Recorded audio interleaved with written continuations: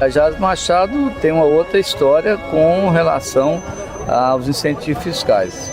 A implantação desse polo aqui em Goianésia se deu graças ao incentivo fiscal. Se não fosse pelo incentivo fiscal, provavelmente teria sido feito esse investimento mais próximo do consumidor, mais próximo da exportação e não aqui em Goiás. O empresário Otávio Lage Filho, diretor-presidente da Jales Machado S.A., uma das maiores empresas do setor suco energético do Brasil, reconhece o papel dos incentivos fiscais na expansão de seu negócio. A ideia surgiu lá atrás com Juscelino Kubitschek, criando o Grupo de Trabalho para o Desenvolvimento do Nordeste, em 1954. 9 anos depois, surgiram as primeiras formas de incentivos fiscais para as empresas que quisessem se instalar naquela região. Nasceu assim os mecanismos públicos de desenvolvimento regional, que logo se estenderam ao norte do Brasil. O atual governador de Rondônia, Confúcio Moura, ressalta a importância desta política para locais que até então não eram alvo de investimentos importantes. Estados do Brasil Central, do Norte, carecem de oferecer incentivo para empresas, atividades que possam vir para cá. Então, regiões distantes, regiões desconhecidas pelo grande público brasileiro, mas ela tem uma base econômica forte. Nós não queremos perder os incentivos fiscais já concedidos no passado. Os incentivos fiscais são benefícios concedidos pelos governos às empresas com o objetivo de estimular a atividade econômica. A redução de alíquota do imposto, a isenção ou a compensação são os mais comuns, permitindo que as empresas invistam o montante em suas operações, gerando emprego e renda. Em Goiás, segundo dados do Instituto Mauro Borges de Estatísticas e Estudos Socioeconômicos, até 2014 foram aprovados mais de 1.600 projetos de incentivo fiscal, com a expectativa de 200 mil empregos diretos, investimentos de 40 bilhões de reais. Os resultados obtidos em 24 anos de programas se traduzem no forte parque industrial em franca expansão. Na avaliação do governador de Goiás, Marconi Perillo, o Estado agrega desenvolvimento, emprego e renda. Na verdade, o Brasil sempre foi um país de enormes discrepâncias regionais, enormes desigualdades. As regiões ao norte, centro-oeste e nordeste, apesar das muitas potencialidades, sempre ficaram para trás, porque não havia uma política nacional de desenvolvimento regional. Apenas o sul e o sudeste é que cresciam. Com a atração dos incentivos, as nossas regiões foram para frente. E hoje, estados que eram considerados periféricos são grandes estados que geraram muitos empregos. É o caso de Goiás. Em 18 anos, nós multiplicamos por 10 vezes o nosso PIB, por 25 vezes as nossas exportações. E geramos muito emprego. Somente esse ano, nós já geramos 47 mil empregos líquidos. É o segundo estado com maior crescimento relativo de empregos. Portanto, toda essa política tem um objetivo: dar bem-estar às famílias goianas, atrair empregos, consolidar o crescimento da nossa economia. No começo deste ano, um acordo entre Goiás e São Paulo resultou no fim de uma ação que o governo paulista movia contra a concessão de benefícios fiscais pela administração goiana. Em agosto, outro passo importante para selar a paz entre os estados foi a publicação da lei complementar que convalida os incentivos fiscais. A lei permite que os entes continuem oferecendo benefícios com respaldo do Conselho Nacional de Política Fazendária, o CONFAS. O texto ainda abre espaço para que as isenções sejam prorrogadas por até 15 anos, no fomento das atividades agropecuária, industrial, no investimento em infraestrutura para transporte. Com o fim da insegurança jurídica, a expectativa é de geração de 400 mil novos empregos em Goiás nos próximos 4 anos.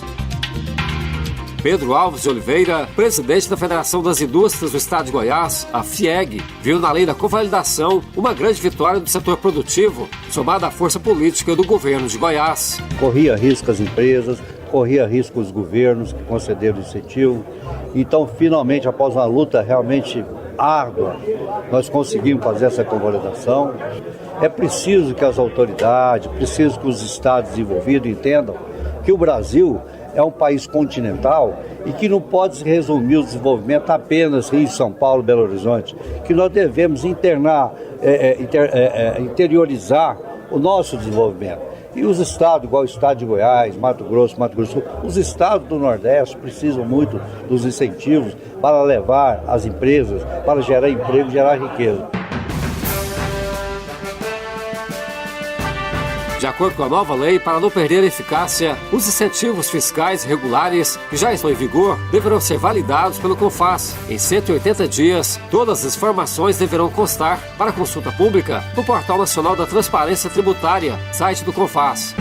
Ao sair em defesa da prática dos incentivos fiscais, o presidente do Conselho Consultivo da ADIAL Brasil, Associação Brasileira para o Desenvolvimento Regional Sustentável, José Alves Filho, compara o PIB Brasil ao da China e dos Estados Unidos.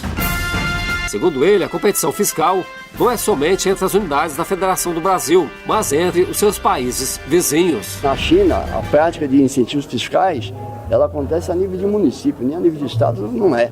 Tamanho é a importância que o governo chinês entende que é a concessão de incentivos fiscais para atração de investimentos. Nos Estados Unidos, esse final de semana, nós recebemos uma informação de um associado da ADIAL Brasil, né? O estado de Nevada conquistou a preferência da fábrica de baterias da Musk, competindo com Texas, Califórnia.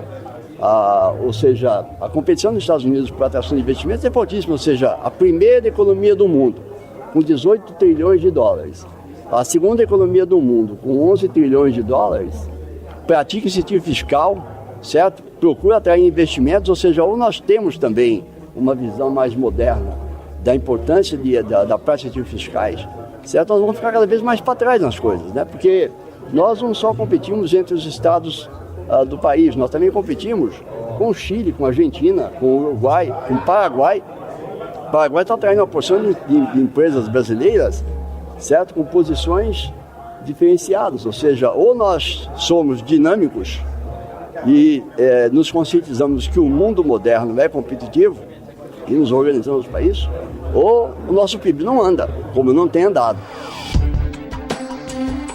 Para José Evaristo dos Santos, presidente da Federação do Comércio do Estado de Goiás, conceder benefício fiscal não é abrir mão de receita, como afirmam os críticos dos incentivos. Se não tem empresa incentivada aqui produzindo e gerando emprego, não tem imposto gerado. Então você não está abrindo mão daquilo que não existe. O que está se propondo é um reestudo da modalidade de olhar para frente e não olhar aquilo que não tem.